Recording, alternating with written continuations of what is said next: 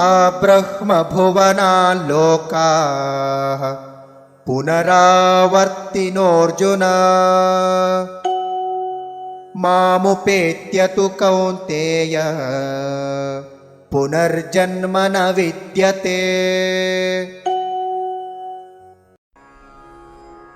आब्रह्म भुवनात् लोकाः पुनः आवर्तिनः अर्जुन माम् उपेत्य तु कौन्तेय पुनः जन्म न विद्यते।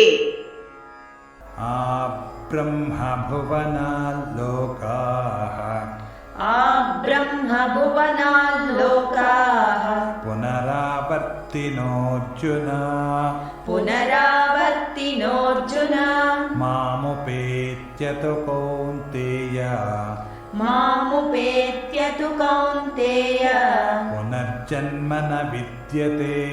पुनर्जन्म न विद्यते। आब्रह्मभुवनाल्लोकाः पुनरावर्तिनोऽर्जुन आब्रह्मभुवनाल्लोकाः पुनरावर्तिनोऽर्जुन मामुपेत्य तु कौन्तेय पुनर्जन्म न विद्यते। मामुपेत्य तु कौन्तेय पुनर्जन्म न विद्यते।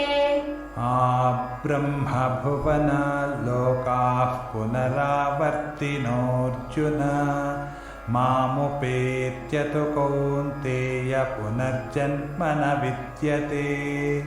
आब्रह्मभुवनाल्लोकाः पुनरावर्तिनोऽर्जुन मामुपेत्य तु कौन्तेय पुनर्जन्म न विद्यते।